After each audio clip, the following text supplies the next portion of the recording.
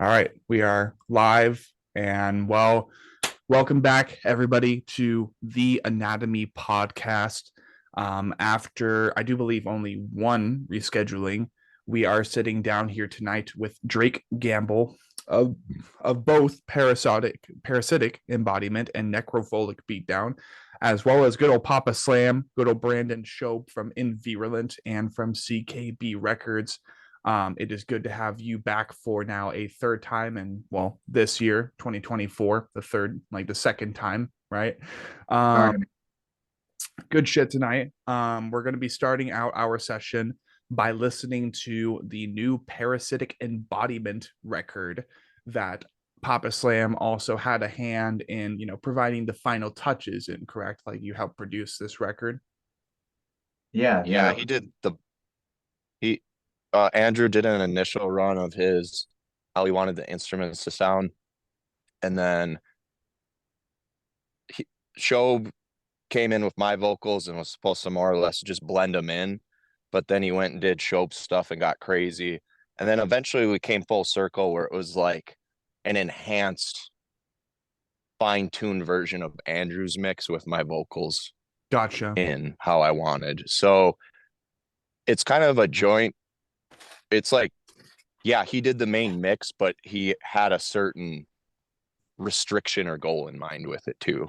Gotcha. So I would say co-mixed. Okay. Yeah. Sweet. I'd say my biggest role was vocal production and just like helping you to get all that sorted out and like put together in a way that made like raw tracks into something that really came across like super incredible. Yeah, it was my first album recording by myself. I have always had the blessing of friends in my life, but you get older, people move away.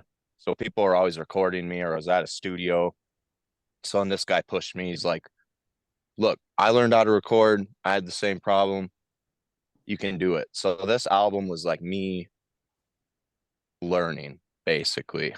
Badass. So cool. Yeah, that's a good way to say it.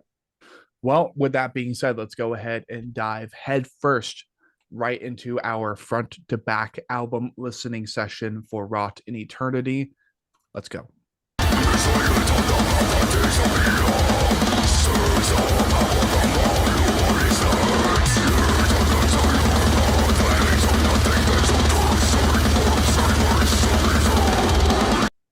Let's do it. Let's do it.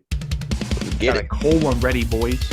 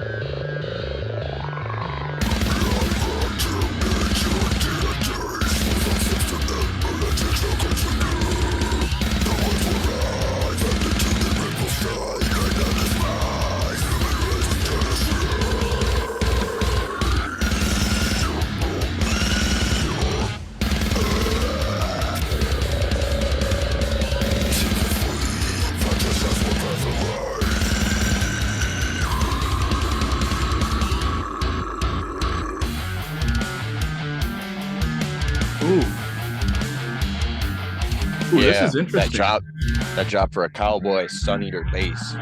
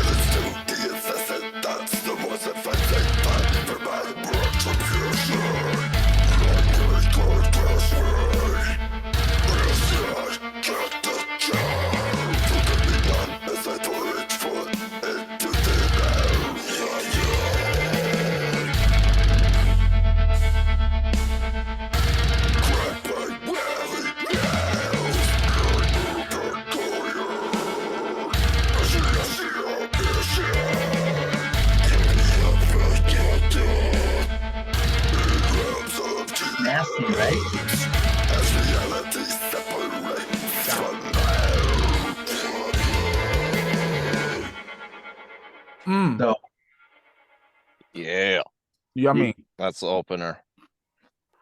Andrew's songwriting's yeah. Yeah, he's something else.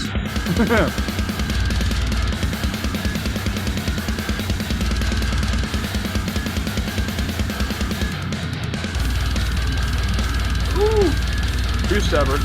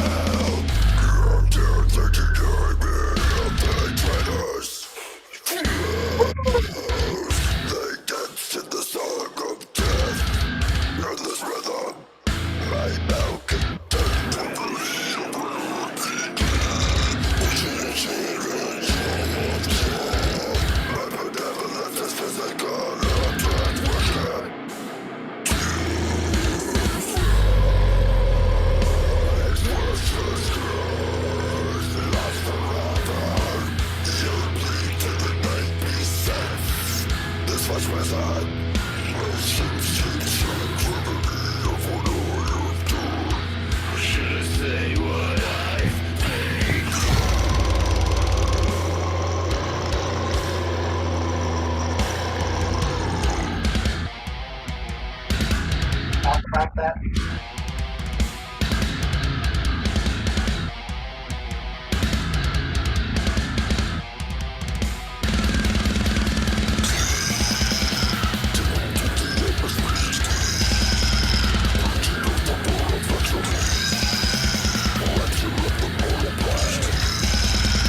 Dude.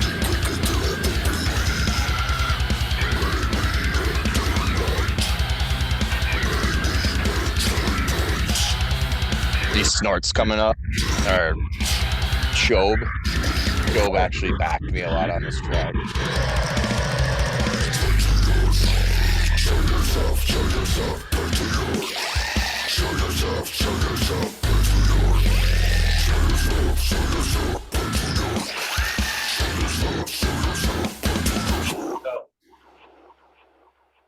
Drake, Yeah. you want to talk about your clean vocals? Because I'm really glad that we ended up including those, because that it changes the whole mood of the riff and everything. Yeah, so if you listen carefully, I don't know, what would you say? It's maybe a third or halfway through the track. There's that breakdown where it's I had it all clean, where I kind of was going for that post-hardcore, like deathcore, early 2000s through the 10s of like that voice throwing. So I did that and I was like, is this good or does this suck? And me and Shobe thought it was sweet, but a lot of people were like, I don't know, man. So then we ended up putting some super nasty gutturals layered over it, and it was pretty funny if you would have heard it, and it's pretty embarrassing in its raw form almost. It's like, is this workable?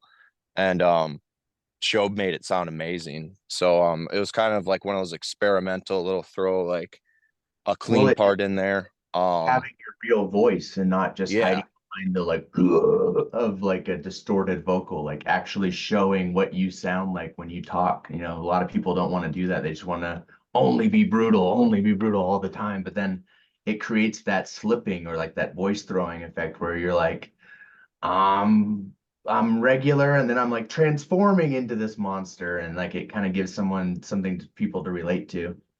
Yeah, it gives it dynamics more that way. That's a better way to say it. That's smart. Let's go with that. Yeah, the main inspiration for stuff like that is like I'm a really big fan of like Oceano Contagion, like 2010, that album, and then like Chelsea Grin, My Damnation, 2011, where they do just like one word, like is clean, like a voice throw, like moving into the scream. So I was like, I'm gonna do that for a whole line and have a scream over it. So just kind of shouting out where I got the idea from, because we're at the point where especially with metal, it's all been done. So it's kind of trying to pull your influences and try to still do something creative and original with it. Yeah. So that was kind of a fun off the beaten path part of the album, because it never happens again. It's like specific to Vile King.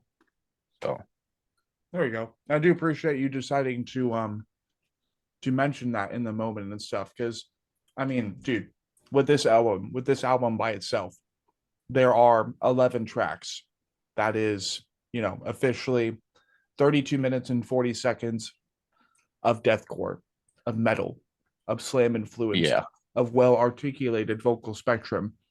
And so far, I would say, and I feel bad for saying this, but transparency, constructive criticism. This is the one album I've listened to and done a front to back listening session for, where I'm like, the album cover so far doesn't, like, the color theme and the imagery, I don't think it matches well with the musical composition. Like, maybe this is just a polarizing perspective on my behalf, but I'm like, why isn't it more colorful? Why isn't it like more vibrant? I could see that. If it was spun in a different way, it could be a totally different project. But like with the lyrical content and stuff, I think it plays into it more. Okay. Yeah. There's a certain drab, negative undertone to the album in a lot of aspects, and brown and the hues that Andreas from Armada Art they used for that, I felt like really captured that. Okay. And it's supposed to sort of in concept take place like long ago. So it's kind of the more earthy tones and whatnot. Yeah. Okay. Yeah, fair enough. More or less, think of that as like an intrusive criticism on my behalf, with me doing this for so long, listening to an EP or album every morning. Mind you, I've also never taken the time nor had the opportunity to kind of stop the album and say, okay, so there are things creatively that even I'm questioning about this, like kind of ease my conscience a little bit, right? And like providing that challenge to you in the moment, which I think that's why this works really well, as opposed to listening to the album on my own, super early, almost like half asleep throughout the entire album, which is what I used to do basically. Of course, enjoyed most of the material I listened to. And there are some mornings where I just stop the album listening. I'm like, nah, I'm good. I'll just do some 1 song, 2 song, 3 song reactions or whatever. But this is a lot more intimate, right? In the moment while I'm listening to this, I get to ask the creator or one of the creative contributors, or at that matter too, I get to ask you guys questions. I'm like, okay, why is this weird? Why is this how it is? But I do like that, and I hope you guys like that too. But let's definitely continue the album with track 3, Towers of Golgotha. Let's do it.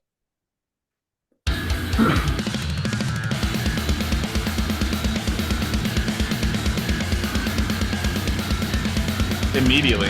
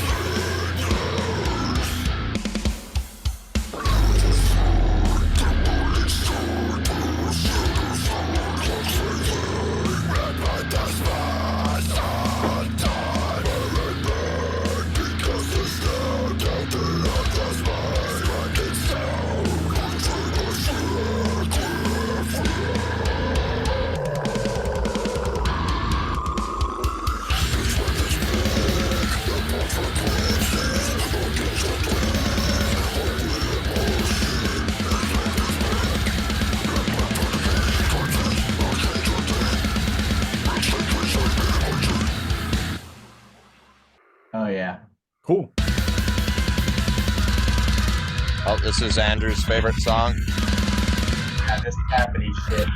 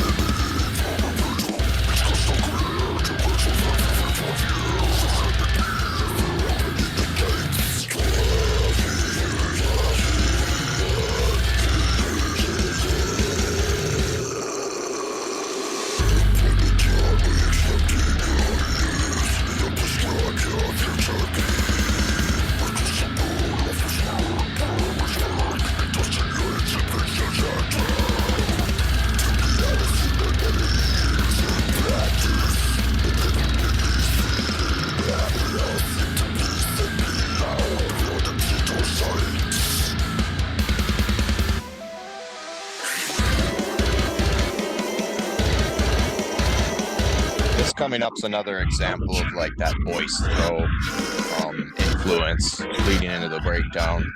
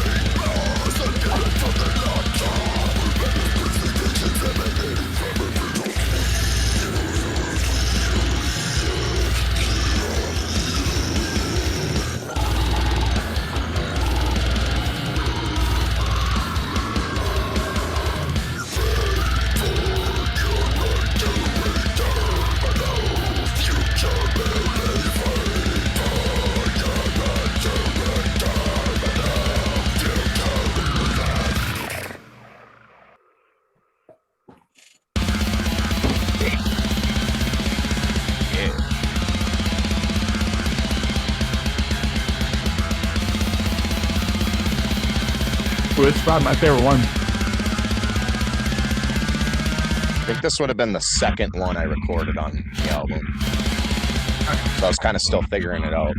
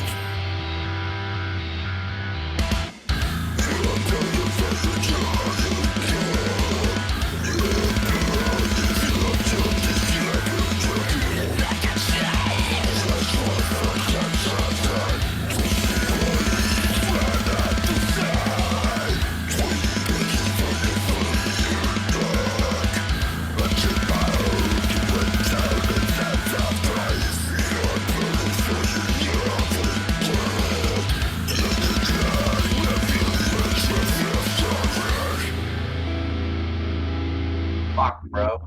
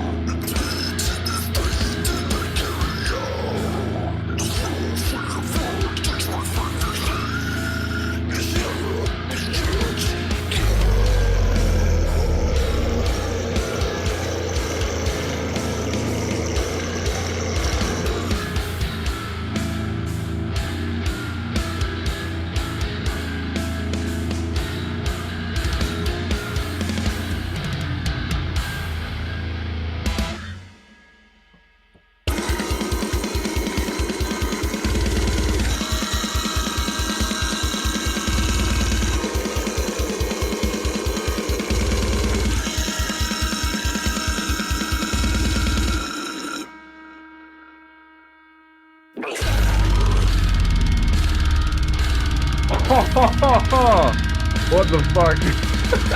Yeah.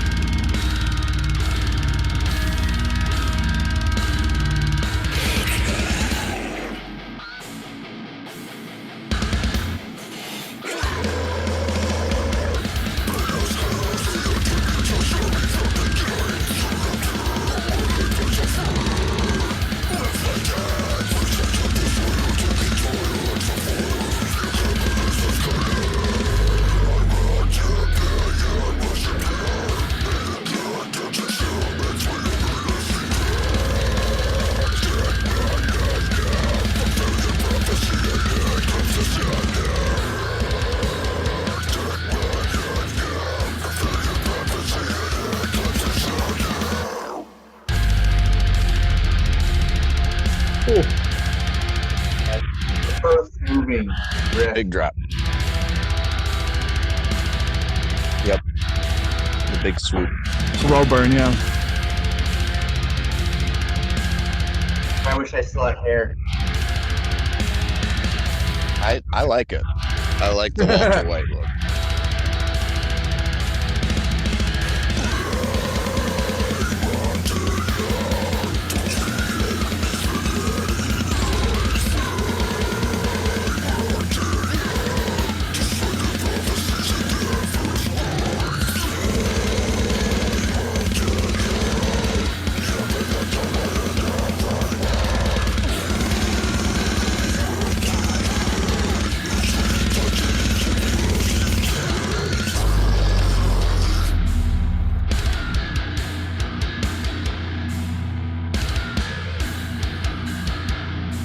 I love it when Andrew does these really basic breakdowns. They're so He's so heavy. good at them. They're Yeah. So not bassist.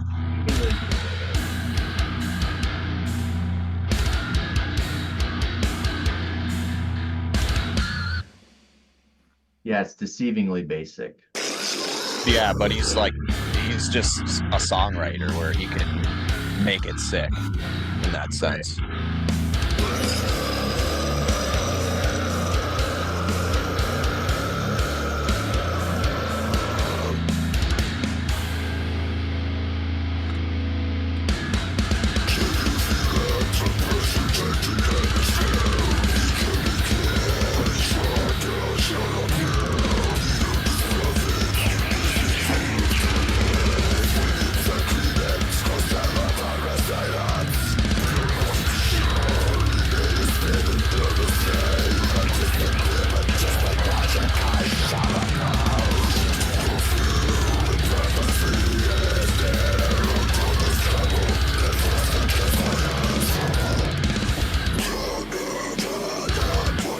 When this session cuts off, we'll just start a new one. Okay.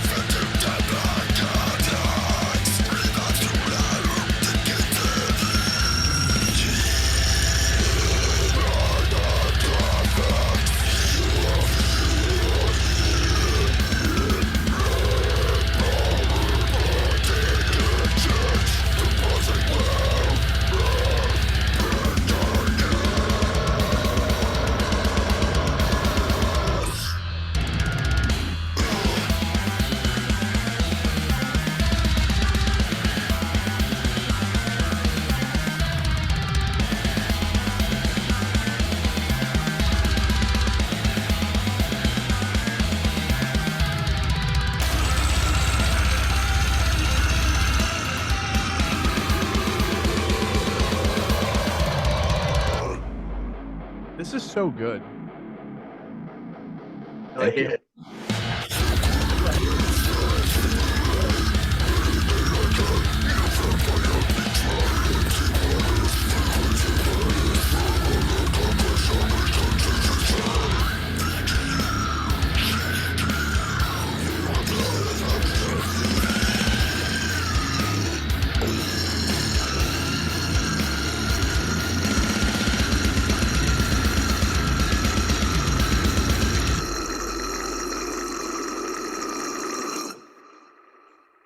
Yes.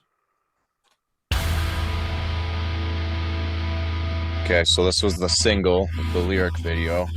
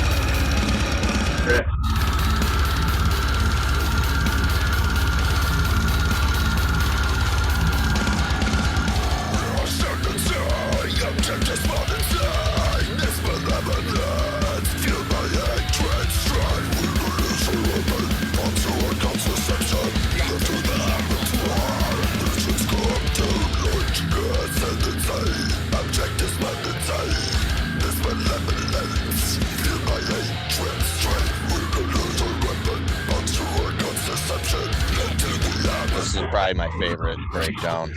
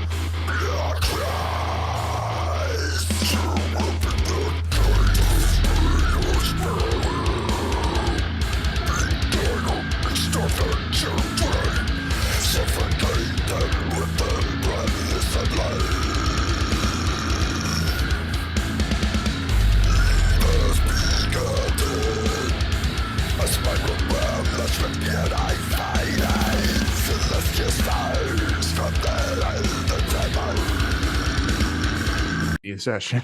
You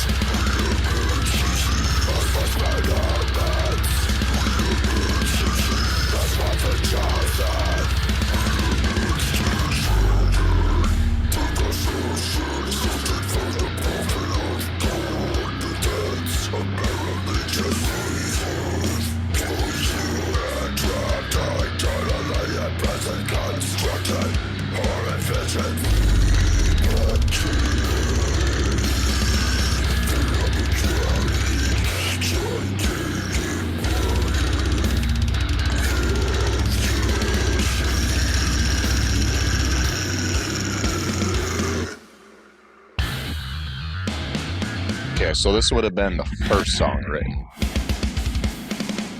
or recorded by me. I don't know Andrew's writing order exactly.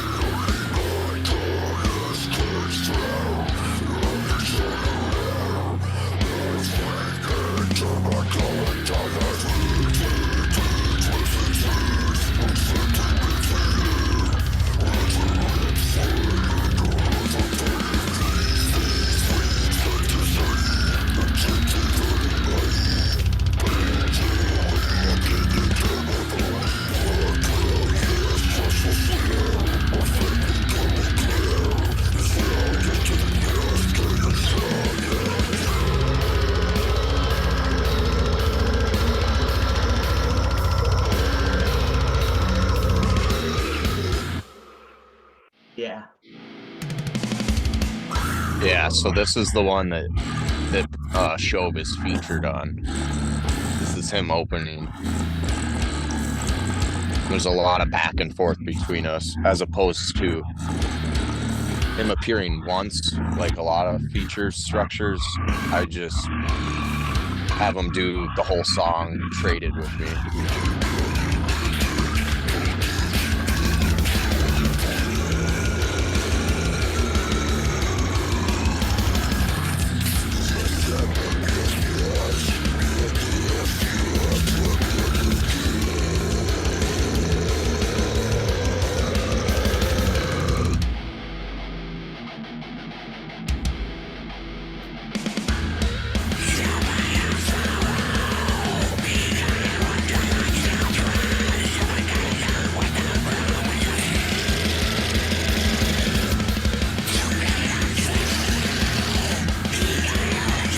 This is all Shobe.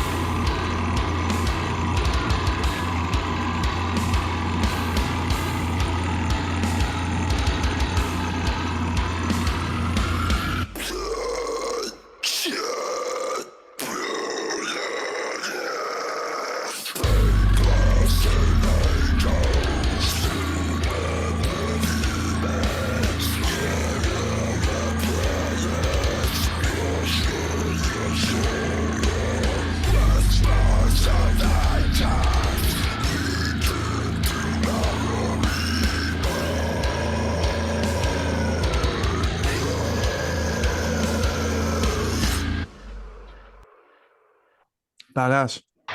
So Yeah.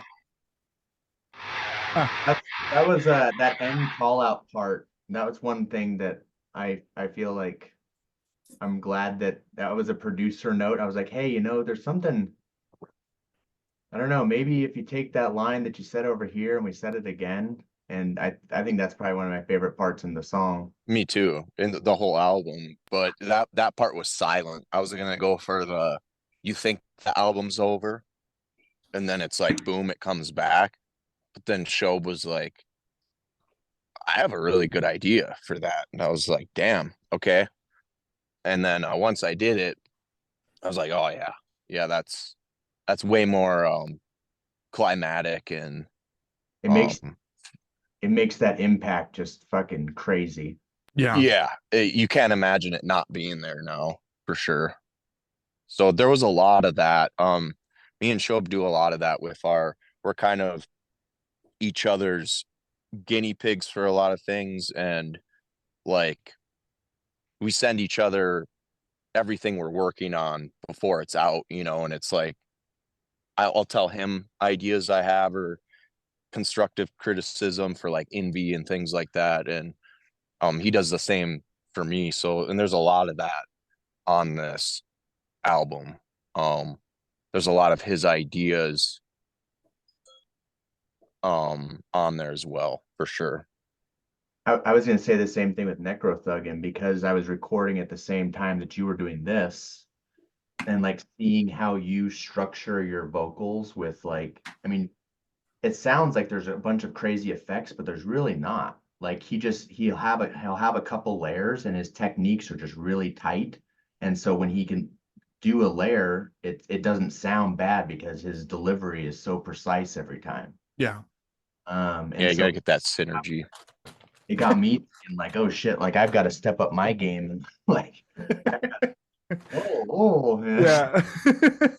No, but on the other, what's it? No, you go ahead, Drake. like the other side of the coin is good without this influence, Yeah, I've always been, for some reason, I've been stuck in one of those myths of when I was younger and I just latched onto it. I heard like, oh, you gotta do 3 layers of everything. So I've always layered up, and that's how I've gotten good at doing layers. But he's actually, because Shobe does a lot of dynamics between layers and then mono, where for me, I just layer up everything, and then he'll remove some of the layers and be like, so that's you mono. And then it makes like this layered part even more dynamic. So there's a lot of there's so many ways you can go about it. There's merit to layers, and then there's too much layers, and he's taught me when it's too much, for sure. Right. Where before I was really stuck in that mindset of like, oh, you just layer everything up. Not necessarily always the case, but yeah. Right. Like you said, a learning experience, and a good one, a really good one, and you can hear that it paid off. Yeah, for sure. No, and that's really cool, because I remember when I got, wait, you guys can hear me, right? Yes, sir. Yep. Okay. There's usually, Brandon knows about this, there's usually mic issues by now. But simply said, I remember when I first started listening to all this music, right? And I would always be caught off guard by how a vocalist could sound like he's doing polyphonic almost all the time. And not only that, right, but like 3-take polyphonic vocal techniques. And then I learned later in time, oh yeah, no, they're doing like multiple takes for the final product, for the final recording of the album. I'm like, okay, I mean that's cool. Right.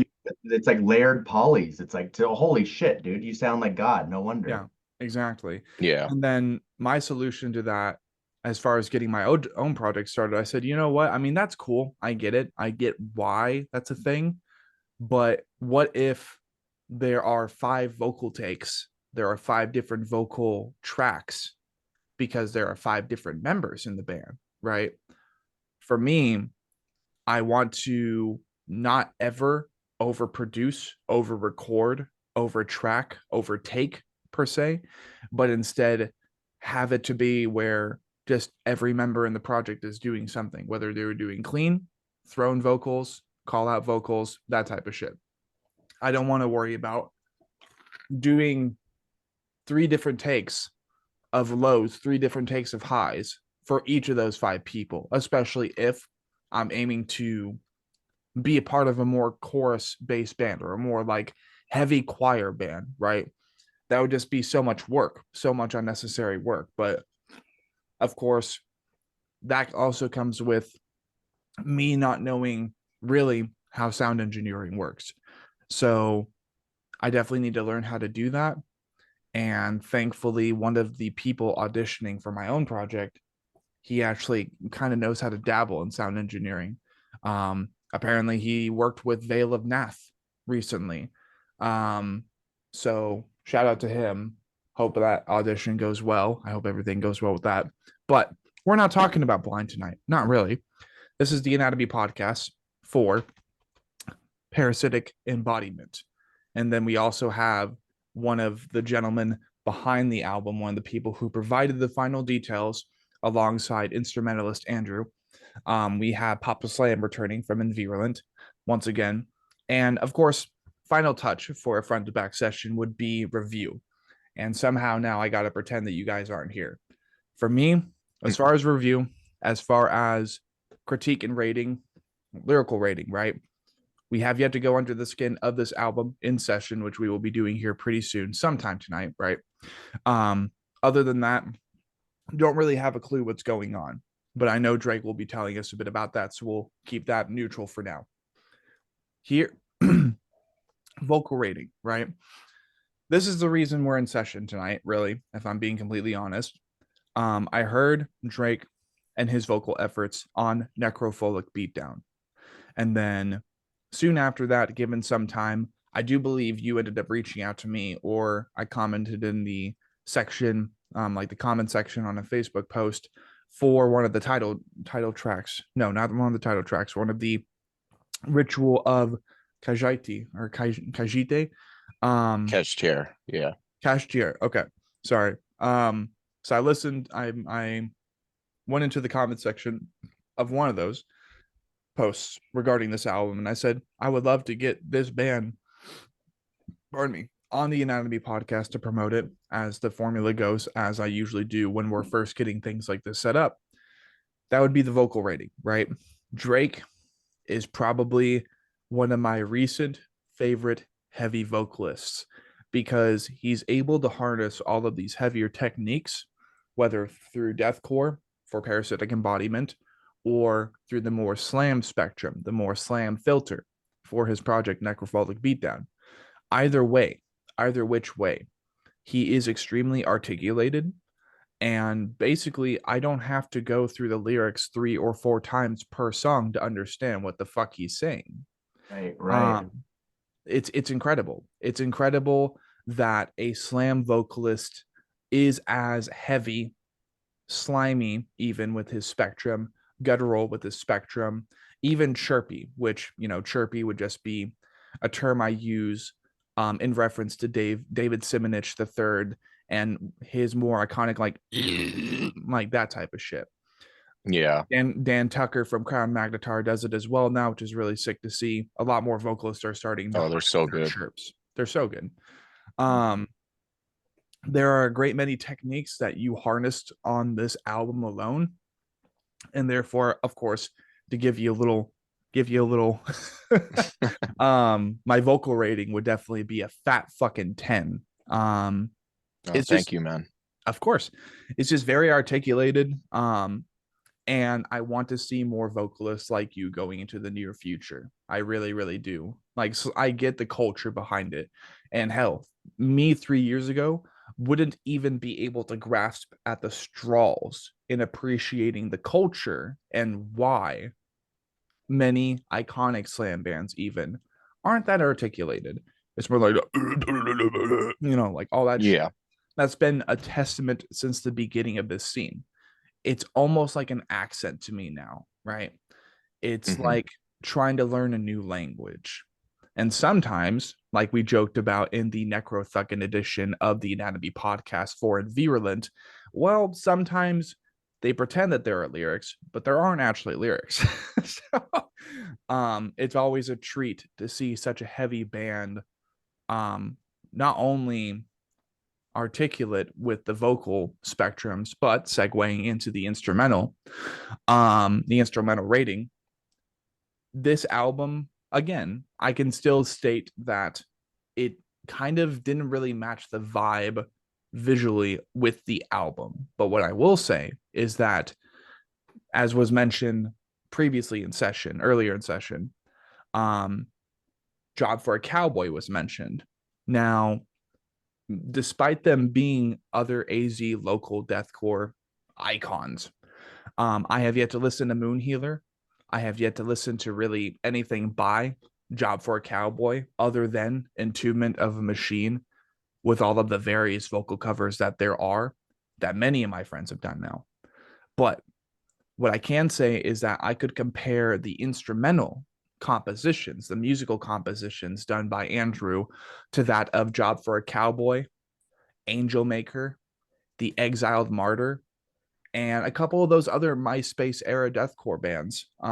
Yeah, he has a very distinct modern MySpace style that I love personally. Yeah, and it's a damn shame that Finn could not join us to listen to this album tonight.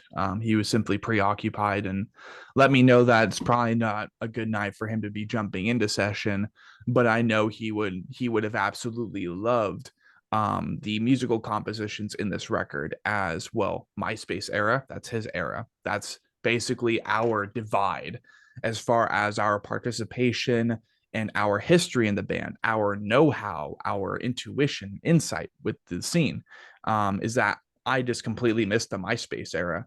I happened to jump in at the tail end of it. So really, my beginning with deathcore was Chelsea Grin, at the tail end of Alex Kohler being in the band, and then the cleansing going into the Black Crown for Suicide Silence. So it definitely just shot past me. I shot past that on accident. But nonetheless, I became invested. I became full-time invested spiritually, mentally, back in 2014 after finding out about what the Mitch Lucker Memorial Show was. And boom, here we are. Oh, it's such an awesome event. So iconic. Phil Bozeman, his performance on that is insane. It was unrivaled. Like, I don't think there's much competition with it. But what I will say is that the thing that stuck out to me the most with that show was actually Danny Warsnob doing deathcore. Like, isn't that interesting? He did it. He did it. Yeah.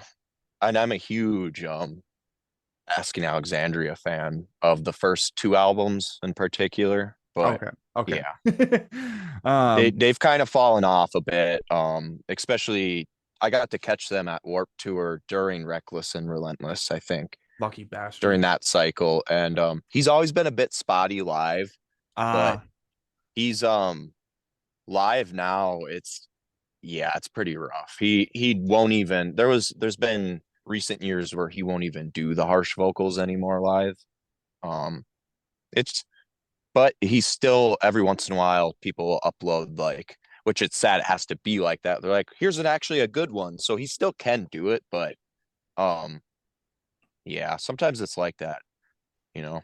What I will say is that if you were more of a fan of the first two records, I do think that the most recent one that they did, Where Do We Go From Here, is going to be their last. I think it's going to be their last album because Ben left. Well, Ben left, yeah, exactly.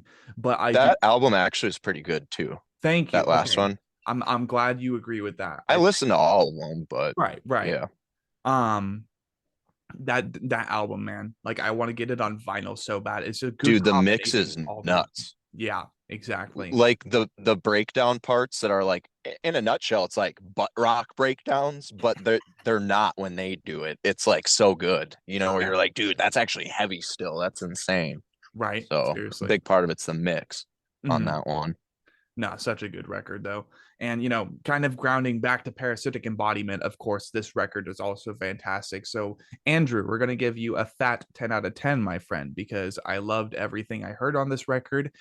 Now, going into the album cover rating. Well, I'm about to, if I'm being honest, I'm about to, provide a little bit of continuity to my prior commentary, but still, I don't know what it is. I think you just need to throw a whole bunch of like neon colors onto this album cover. But for me personally, the album cover, as far as color, just doesn't match. However, what I do think works really well is very similar to Bone Carver's Carnage Funeral, which I'm not saying, oh, you copied them. No, that's not what I'm saying at all. Because, well, art, music these days, metal, deathcore, slam, whatever fucking genre it is, most of it is inspired by one band or the other.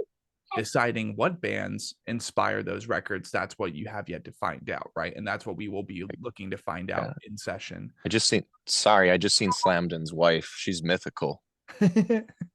Right. And there, never seen her before. Oh shit. I mean, neither have I, to be honest. So fair enough. I bet you that was a hologram. I don't think that was really her. Just a fucking ghost walking through his room. Yeah. Havasu City, man. Crazy up there. As far as the album cover, I would give it a 5 out of 10. Just because I think that's fair. Yeah, like I don't know. Definitely love. To be fair, to be totally honest with you, it is one of, so Andreas from Armada Art, amazing artist. He also did the Necrophilic Beatdown cover. This was one of his cheaper images that was in like his, hey, these weren't made for anybody. They're just stuff I made. Okay. And it was, at the time we were within a budget, but the thing is with Andreas, the quality is always there. It's just a bit more of a minimalist piece.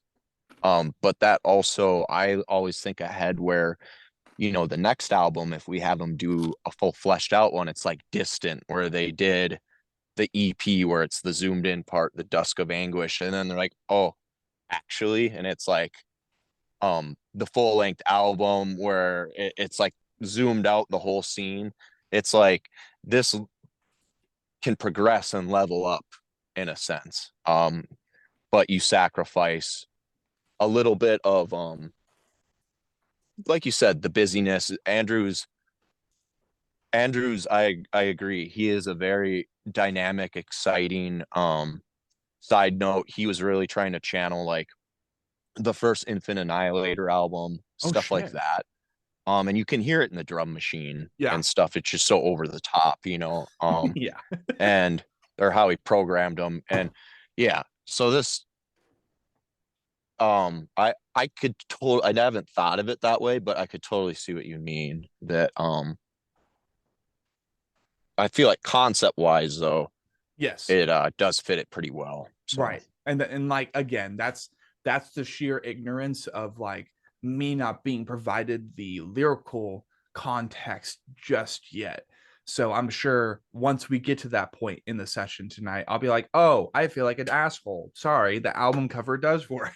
Like, and that's the beauty, right? That's the beauty of this time capsule that we're kind of creating as we continue talking, is that by the end of it, well, things can change astronomically, right? As far as the impression and what I know personally about this band, talking with the musicians, the creators behind it. So yeah, I mean, only for now, really. And I mean, as far as I'm concerned, if you made the album cover UV friendly for numbskulls like me who are like, well, it sounds colorful instrumentally, so why isn't it colorful in the album cover sense? Like whatever. Ignore me for the most part. Ignore me because I'm just one person again with that ignorance. But overall thoughts with this album, kind of wrapping up the front to back session. That way we can actually start the podcast. I would say that this album was actually a lot more sobering, for lack of a better term, no pun intended, with me drinking actually a pretty good drink. Simply spiked lemonade, but strawberry. Like, this shit was actually really, really easy to down. Mind you, it's a seltzer, but it was still pretty good. Overall, this album was very sobering in how surprising it was. Instrumentally speaking, did not think that what I would hear is what I would hear, but it was a very pleasant surprise. With the depths and the possible novel worth of lyrical context that we have yet to deep dive headfirst into, like an Olympic swimming pool, just basically swimming in whatever stories are behind this record and behind these 11 tracks. It was sobering in the best of ways.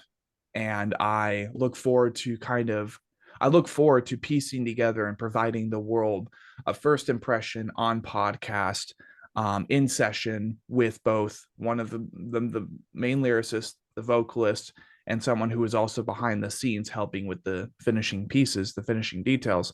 I look forward to kind of unveiling and piecing together the history and legacy that led up to creating this album. So that'll be the front to back session. Whoop. Now it is 5:13 p.m. for me and Brandon. I do believe for you, Drake, it's 7:13. No, I'm an hour behind, so it's right. Okay, 4:13. Yeah, whatever that is. Right. Yeah. There you go. So right. Or wait, no, I'm dumb. I don't know what time it is. It is 7:13. Okay. I don't know. When you're in this vocal booth, it's like a little time capsule, kind of, my little hyperbolic time chamber. Right. No, it definitely follows alongside that time capsule idea we had before. It's like, yeah, that room is literally the time capsule for this podcast session. But right. So again, for us, it's 5:13. For Drake, it is indeed 7:14 p.m. now. Is the 24th of March. It is a Sunday evening, Sunday afternoon. We just listened to Parasitic Embodiment's Wrought in Eternity, which I'm not sure if that was a play on words or if I'm saying that correctly. Am I saying that correctly? It is a play on words. It's part of what the concept in a nutshell. Okay. I'm really big on dichotomies and also words with dual meanings, and this is kind of both. So rot can mean to be brought forth or to be birthed in a religious context. Okay. So you could rot. Most people, when they read it, they're going to think, did he mean rot? Which rot in eternity more brings to mind, hell, where, well, if you're birthed in eternity, that more brings to mind something positive. So it's supposed to have both paths available within the title. Right. There's a sense of duality with it too. Yeah, definitely. It's like a good really evil type thing. Yeah. Hell yeah. Thank you. Well, yeah, of course. Gotta appreciate good concept writing, good depths, right? As opposed to making your album into a shallow pool of lyrical context. Instead, like I said, you have an Olympic swimming pool, dude. Even with just the album.